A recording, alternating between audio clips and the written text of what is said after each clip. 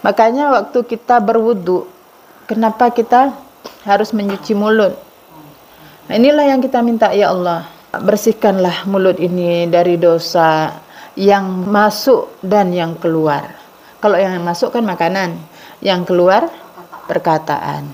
Kemudian dari hidung, begitu juga dalam kita memilah yang baik, yang buruk, kadang salah.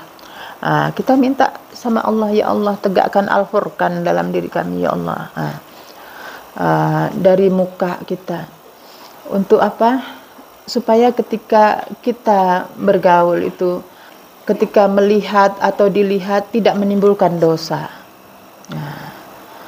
Di tangan begitu, ini pekerjaan yang kanan, sebelah kiri dalam menggunakan harta. Jadi sebenarnya kita sholat itu bukan untuk Allah. Jadi kita digerakkan oleh Allah untuk mengerjakan sholat. Kita syukuri, alhamdulillah. Allah sudah menggerakkan aku dalam kebajikan. Jadi kalau masih sholat kita masih ingat di dapur, masih ingat jemuran, nah itu masih sholatnya masih belum mi'raj, masih di alam bumi, masih di bumi. Memang Isra dulu, baru mi'raj.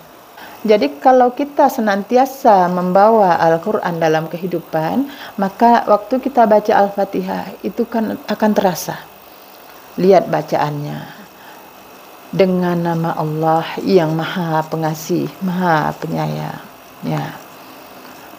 Di situ apa yang Allah suruh sama kita. Kalau di situ aja kita pikirannya udah lain, itu kita belum sholat. Nah, kemudian alhamdulillahirabbil alamin, segala puji itu milik Allah. Kadang kita masih suka dipuji, masih mudah tersinggung. Berarti kita belum betul. Baiklah, kita mulai hari ini pengajian kita pelajari tentang hikmah atau makna sholat. Jadi kalau selama ini kita mengerjakan sholat, jadi mulai dari takbir sampai dengan salam, itu yang dikatakan sholat. Tapi tahukah kita untuk apa kita mengerjakan sholat? Karena ilmu sekarang, ilmu dunia udah canggih, maka ilmu agama juga harus canggih. Yang canggih adalah yang langsung ke sumber. Jadi kalau anak-anak aja bertanya sekarang bukan apa pertanyaannya, tapi bagaimana, mengapa. Pertanyaan anak-anak sekarang. Ya. Jadi kalau orang tua dalam pelaksanaannya juga begitu. Jadi mengerjakan sesuatu itu bukan karena apa, tapi kita harus paham mengapa kita melaksanakannya. Jadi sholat yang diperintahkan dalam Al-Quran itu lebih banyak untuk mendirikan sholat. Nah, jadi kalau yang 5 waktu kita kerjakan itu namanya mengerjakan sholat. Kalau yang mendirikan sholat itu mulai dari bangun tidur sampai tidur lagi, menjaga hati, ucapan, perbuatan yang sama, itu namanya mendirikan sholat. Jadi kalau kita masih lain yang kita katakan, lain dengan yang kita lakukan, itu belum mendirikan sholat. Kadang-kadang kita sepele hal-hal yang kecil. Misalnya apa yang diminta oleh anak, misalnya kita katakan kita nggak punya. Nah, padahal maksud kita supaya anak jangan berlebihan. Itu kita sering salah di situ. Misalnya anak minta jajan, mama nggak ada uang, padahal kita ada walaupun sedikit. Nah, di situ kita udah nggak mendirikan sholat. Jadi menjaga hati, ucapan, perbuatan dari mulai kita bangun tidur sampai dengan tidur lagi, itulah yang kita dituntut untuk mendirikan sholat sepanjang waktu. Jadi untuk kita bisa mengetahui apakah kita benar dalam mendirikan sholat, maka kita akan lihat dalam pekerjaan sholat kita. Di setiap sholat, waktu sholat, misalnya nanti waktu duhur, itu perjalanan mendirikan sholat kita mulai dari subuh sampai duhur nanti, itu akan tercatat dalam pekerjaan kita, terlihat, bisa kita rasakan ketika kita sholat. Misalnya, kalau kita waktu takbirnya benar, dari niat, ucapan, perbuatannya sekaligus benar kita rasakan masuk, itu berarti kita memang ada niat untuk mendirikan sholat. Ada yang kita kerjakan. Terus kalau kita bacaan Al-Fatihahnya, kita rasakan merasuk, tenang, paham, sadar. Berarti kita membawa Al-Quran dalam kehidupan tadi. Benar yang kita bawa. Jadi ini kita coba dari kita urutkan. Tapi sebelum ini yang saya pesankan dulu dalam bersuci, berwudu. Mengapa kita harus berwudu? Mengapa harus bersih? Jadi yang membatalkan wudu itu, kalau misalnya termasuk buang air kecil dan buang angin aja, itu kok sekecil itu kok bisa wudunya batal, gitu kan? Ini kita udah maklumi semua. Kenapa kok buang angin aja kok bisa batal? Karena ini menunjukkan ada angin keluar itu adalah pekerjaan dalam tubuh kita. Ada makanan yang diolah yang akan menimbulkan gas. Gas itu yang keluar itu kita nggak nampak. Itu ada jin yang keluar. Jadi makanya kenapa kita makan juga diatur dalam agama itu. Ketika kita sebelum makan aja, waktu mempersiapkan udah diatur. Hendaklah kalian memakan makanan yang disebut nama Allah. Makanlah oleh kalian yang halal, yang baik, dan jauhi langkah-langkah setan. Jadi kita disuruh pilih makanan itu berdasarkan bersihnya makanan, bersihnya yang punya makan. Kalau kita disuruh memilih, ada dua penjual misalnya, orang yang beriman dengan orang yang kafir misalnya, itu kita pilihlah yang punya orang beriman. Karena apa? Di situ disebut nama Allah, insya Allah. Jadi dalam Al-Quran itu dikatakan, mengapa kalian memilih makanan yang tidak disebut nama Allah? Kalau ditanyakan mengapa, berarti itu ada kesalahan kalau kita nggak memilih makanan yang disebut nama Allah. Jadi pilihlah yang disebut nama Allah. Nah, itu dari mulai mempersiapkan makanan. Kemudian kita memilih makanan. Makanan itu juga yang disebut yang halal, yang baik, dan jauhi langkah-langkah setan. Halal itu jelas asalnya dari mana, zatnya benar, prosesnya disebut nama Allah. Asal usul makanan, asalnya dari mana? Ini misalnya uangnya, benar nggak halalnya, ataukah subhat dia? Ini kita harus perhatikan. Baik itu tidak merusak tubuh, tidak pengawet, tidak kimia. Coba makanan kita sekarang, mana yang terbebas dari ini? Hampir semuanya. Di beras aja, bagaimana zat kimia masuk?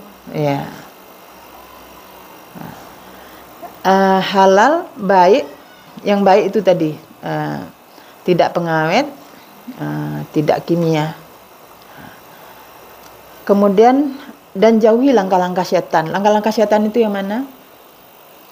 yang mengikuti hawa nafsu, cari enaknya, tambah lagi. Nah ini dilema sekarang ini. Nah, dari makanan. Tapi ini nggak kita bahas panjang ya. Baik, nah nanti kita ini karena kita tujuannya ke sholat. Jadi setelah kita memilih makanan, waktu kita mau menyuapnya, Bismillah dengan nama Allah. Selama ini kita baca apa doanya? Iya. Artinya kan ya Allah, Allahumma ya Allah, berkahilah untuk kami apa yang Engkau rezekikan kepada kami, dan jauhkanlah kami dari siksa neraka. Itu kalau orang yang tahu artinya dimasukkan diresapi betul waktu dibaca ya Allah berkahilah, itulah doa. Tetapi kalau kita nggak mengerti yang kita baca, itu bukan doa, itu cara berdoa ya. Jadi yang dituntut bukan cara berdoanya, itu memang kita harus tahu cara berdoa, tapi berdoanya. Nah, ya hakikatnya. Jadi yang kita minta sama Allah, ya Allah berkahilah apa yang Engkau rezekikan kepada kami. Kita dengan rasa, ini harus hidup rasa ini. Nah, minta kepada Allah. Kemudian setelah kita makan, nah makanya kalau orang yang lupa menyebut nama Allah ketika makan, kan disuruh untuk di tengahnya juga, ya. Di tengah, itu awal dan akhirnya. Ya, karena dia ada kesempatan iblis ketika masuk makanan. Nah, ini pintu gerbangnya mulut. Ya. Makanya waktu kita berwudu, kenapa kita harus mencuci mulut? Nah, inilah yang kita minta, ya Allah, bersihkanlah mulut ini dari dosa yang masuk dan yang keluar. Kalau yang masuk kan makanan, yang keluar perkataan. Nah, ini yang kita minta dibersihkan ketika berwudu. Kemudian dari hidung, begitu juga dalam kita memilah yang baik, yang buruk, kadang salah. Kita minta sama Allah, ya Allah tegakkan Al-Furqan dalam diri kami, ya Allah. Dari muka kita, untuk apa? Supaya ketika kita bergaul itu, ketika melihat atau dilihat tidak menimbulkan dosa. Di tangan begitu, ini pekerjaan yang kanan, sebelah kiri dalam menggunakan harta. Doa semuanya ketika kita berwudu. Dan kepala itu dalam kita berpikir, ini kan otaknya dibersihkan, ya Allah. Telinga begitu juga dalam hal mendengar, kakinya dalam langkah ini. Kenapa kita harus berwudu? Supaya kita sadar dengan apa yang kita lakukan. Tetapi kalau wudu kita sekedar tanpa sekedar basah aja, sehingga waktu kita berdiri sholatnya pun beda, terasa beda. Ya. Orang yang mengerjakannya dengan hati dan orang yang mengerjakannya dengan sekedar. Ya. Nah itu ketika kita bersuci begitu. Jadi yang dituntun oleh Rasulullah, bacaan niat dalam berwudu, pahamkan dalam diri kita. Kemudian doa setelah berwudu, begitu juga. Semuanya itu punya makna. Pokoknya apa yang sudah dilakukan oleh Rasulullah itu betul-betul adalah memang sangat bernilai. Kemudian ketika kita sholat, kita akan memulai dengan takbir. Jadi di situ niat hati, ucapan, perbuatan sama.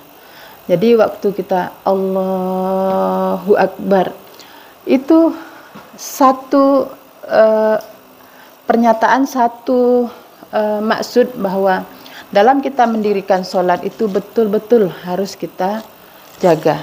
Nah, jadi kita akan tergambar apa yang kita kerjakan sebelumnya itu ketika kita sholat. Kemudian waktu kita baca doa iftitah, nah,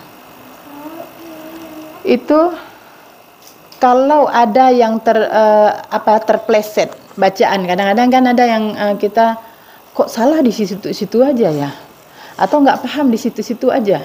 Nah, itu ada maknanya, pahami kenapa, di bagian mana. Misalnya kalau orang baca yang terakhir apa namanya? Coba baca at-tahiyatul terus. Nah, waktu kita baca misalnya kok enggak enak ya waktu baca at-tahiyatulnya kok tadi enggak ini, berarti aku itu kan penghormatan, kita berarti belum menghormati Allah dan diri kita sendiri. Nah, jadi sebenarnya kita sholat itu bukan untuk Allah ya. Jadi kita digerakkan oleh Allah untuk mengerjakan sholat, kita syukuri, alhamdulillah. Allah sudah menggerakkan aku dalam kebajikan. Kita bersyukur di situ. Cuman kalau kita kondisi moodnya atau rasa nggak senang ketika kita sholat, nah ini harus dipahami dulu. Maka dipaskan dulu, diluruskan dulu. Itulah makna kenapa kita harus baca doa iftitah itu, luruskan itu semua sehingga kita nggak termasuk orang musyrik. Kadang-kadang dimusyrikin muslimin itu yang masih ini menunjukkan kalau padahal kan mudah, kok terulang-ulang bermasalah di situ. Jadi itu kita harus menilai diri kita. Kemudian Al-Fatihah, yang wajib kan Al-Fatihah dalam sholat. Nah ini makanya kita harus benar, baik bacaannya, kesadaran kita terutama. Jadi karena ini Al-Fatihah adalah induknya Al-Quran.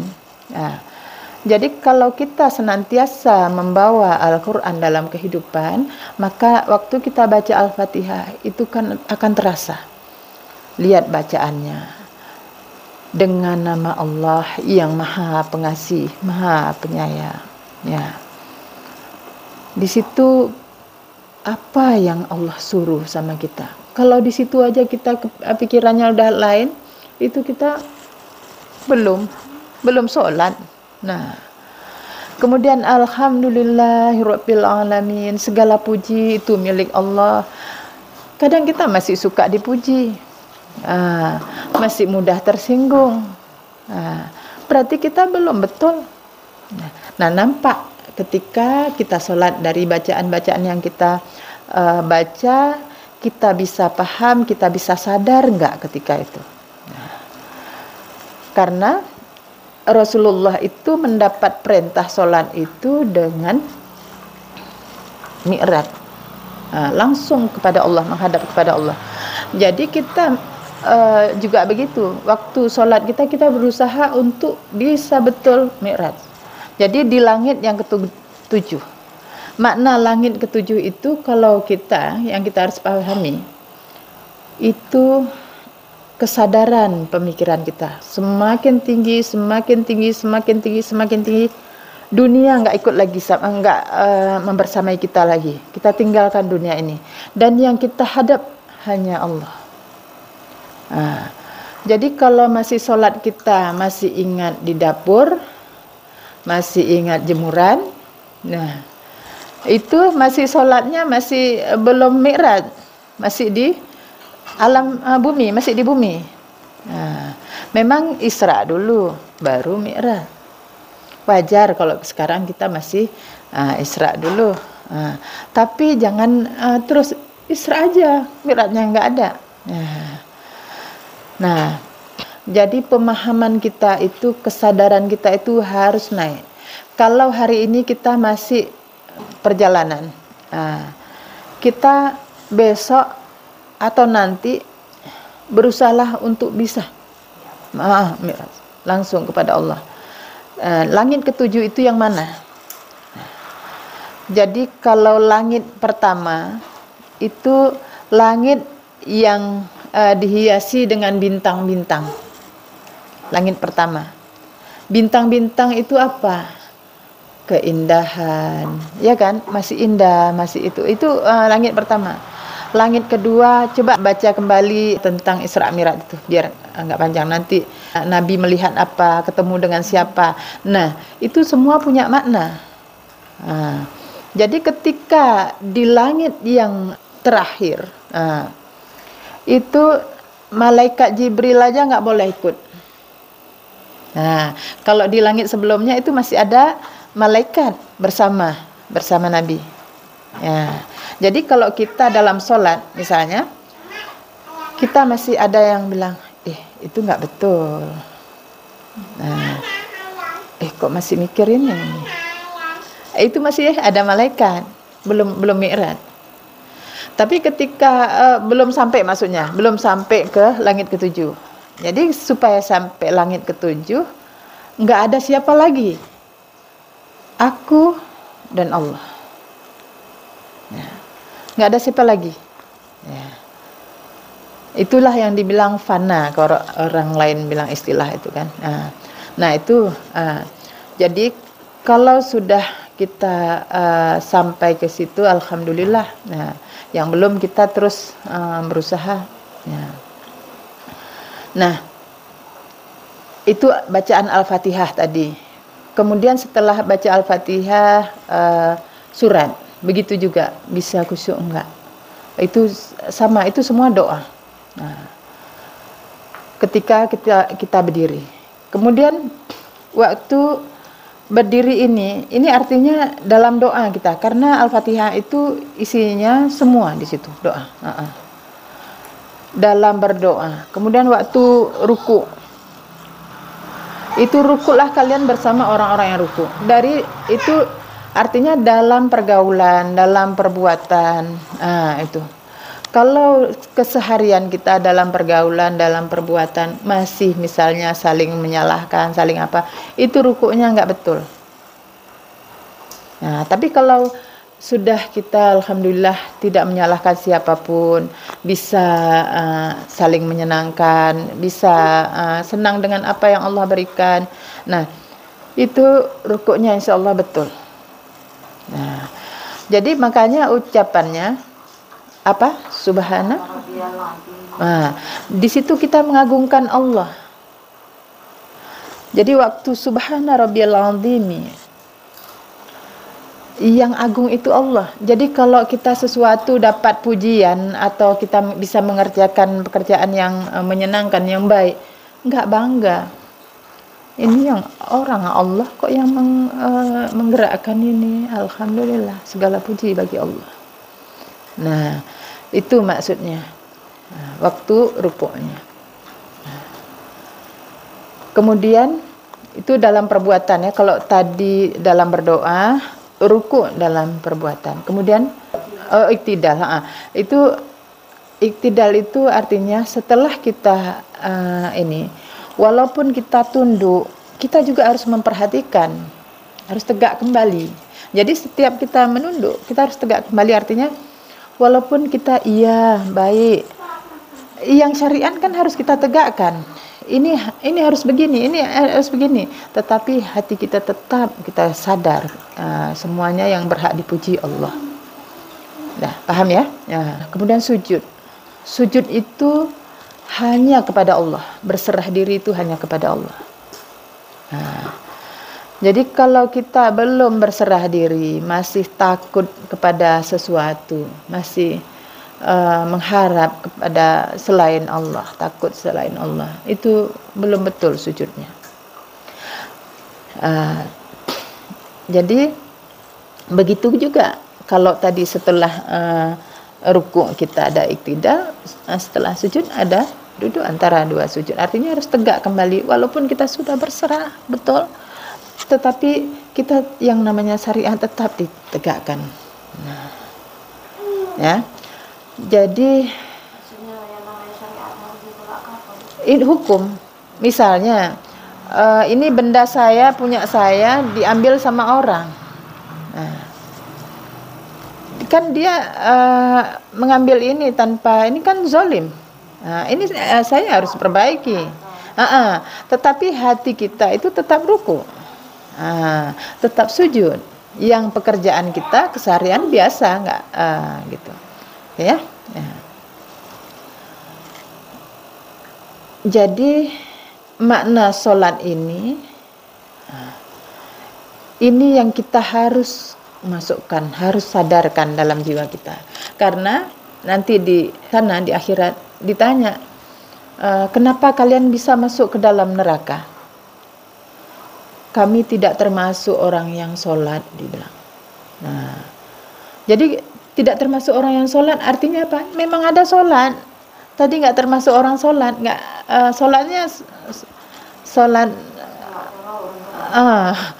sholat sekedar sholat, sedar melepaskan kewajiban.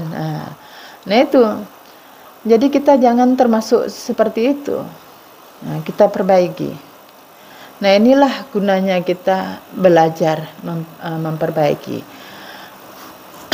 Dan yang paling penting, membersihkan hati itu senantiasa. Karena kita udah berada di zaman akhir. Ini memang beda. Kalau orang yang hanya tingkatnya ilmunya tingkat mengetahui atau pengetahuan, dia menganggap orang yang bisa menyampaikan apa itu udah bisa lah. Nah, jadi belum tentu. Saya, kalian sama aja. Kita ini belajar. Nah, bukan saya lebih bisa. Karena apa yang melihat Allah? Berapa yang Allah titipkan ilmu ke saya? Berapa yang dititipkan ke kita semua? Ini Allah Maha teliti. Makanya kita masing-masing saling teliti. Makin takut kita kepada Allah. Karena apa? Allah nggak akan lalai dengan apa yang kita perbuat. Jadi kadang-kadang kan pikiran kita, orang itu enak, udah bisa semua. Nabi aja mengatakan, kalau kalian mengetahui orang yang paling takut kepada Allah itu adalah aku. Itu Nabi, orang yang memang udah dijamin. Orang pilihan, tapi beliau paling takut. Takutnya kita ini semana. Jadi takut, kalau ditakut-takuti atau memang betul-betul takut kepada Allah. Nah ini yang kita harus bangkitkan. Tadi tentang sholat sudah paham belum? Yang mana? Yang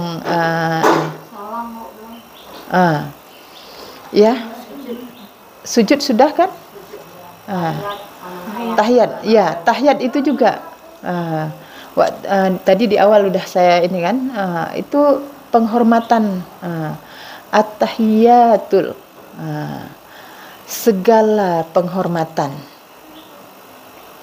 mubarakatus, dan keberkahan, semua yang baik milik Allah. Jadi artinya di situ kebaikan, semua penghormatan, semua punya Allah semua. Jangan kita mengklaim punya kita. Kadang kita dia udah aku buat begini nggak ada dihormati sedikit pun. Aku nggak ada. Kita masih mengharap penghormatan dari orang. Nah ini berarti apa? Itulah tingkatan kita, derajat kita. Karena yang menilai kita itu Allah, cukuplah Allah. Jadi kalau kita belum merasa cukup dengan apa yang Allah nilai sama kita, nah ini yang kita harus perbaiki. Jadi kita berusaha, kita mohon sama Allah, dan itu memang wewenang Allah semuanya. Supaya kita merasa cukup dengan apa yang Allah beri, merasa bersyukur dengan apa yang Allah beri. Kadang-kadang orang kalau berdoa untuk dunianya, panjang. Ya Allah, saya butuh ini.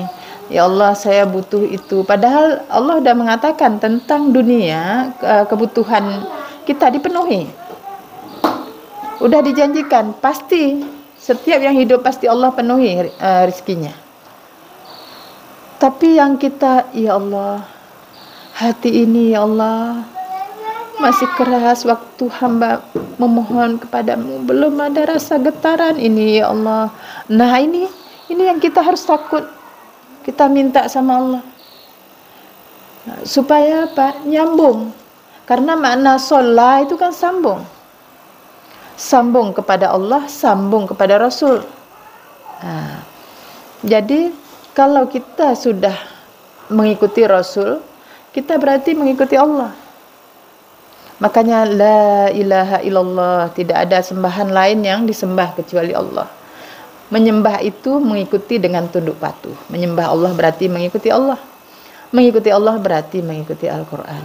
Nah kita ngomongnya begitu. Setiap hari kita bilang la ilaha illallah. Benar-benar hamba ya Allah akan mengikutimu melalui Al-Quran. Tapi Al-Quran kita masih jarang. Masih pahamnya enggak, pun kita nggak ada kemauannya, belum kuat. Nah ini kita harus perbaiki. Sekarang yang harus diperbaiki di mana? Di sini, di dada kita masing-masing.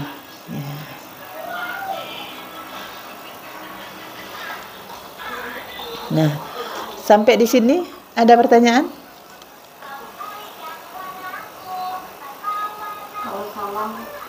Oh ya, salam.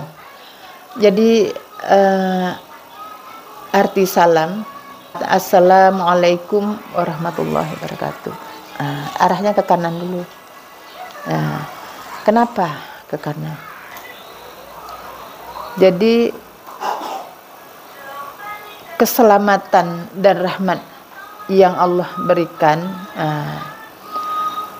kita dibersamai oleh orang-orang yang dari sebelah kanan banyak, cuma nggak nampak. Jadi itu penghormatan untuk diri kita juga sendiri. Cuma kan kita nggak sadar. Nanti kita waktu baca memahami surat Al-Kahfi, insya Allah nanti akan nampak. Oh ternyata siapa yang ada sama kita, bersama kita. Jadi yang secara zahir ini ya ini begini satu. Kita dibersamai.